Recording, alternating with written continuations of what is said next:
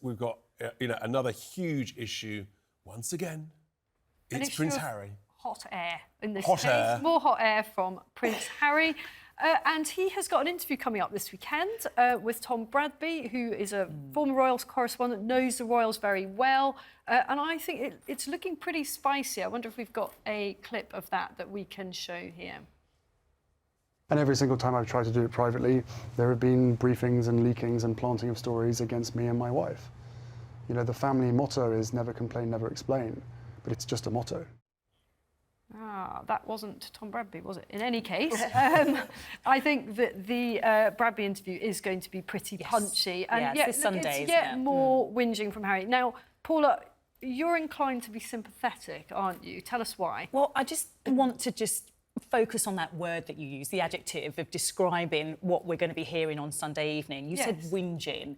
And Isabel, I know you're not talking about another human being whinging about racism. And I know that you're not talking about another human being whinging about mental health and whinging about their loved one wanting to commit suicide. We heard her own mother saying that so heartfelt, so emotionally. So we're not talking about whinging. We don't need any more of that, though, do we, really? Well, clearly we do, because clearly people are not listening, and what we're getting is just this kind of brick wall effect. And when we get the brick wall effect, what that means is that the person who is hurting is going to keep on talking.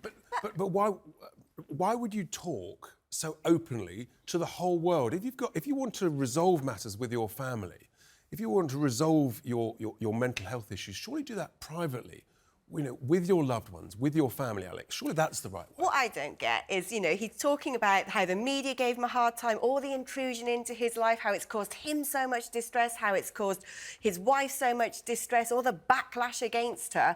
And what they're doing is just courting more of that. Yeah. It's a bit like giving an arsonist a lighter. If I was their therapist, I'd be like, maybe don't do the big global six-series Netflix thing. But we're both not listening. He's answered that question. He said to us, down that camera, he said to us, every time I wanted to do it personally, I then read something about me. I then saw a report about me or my wife. I tried to do it personally. This is a Harry impression. So do we hear that? Oh, it's a text from my brother. That he tried to do it personally, or do we just simply dismiss it? And this is where we go back to your question, Richard. Should we be doing this in private? Should we be doing this personally? It's about mental health. Let me answer that question. No.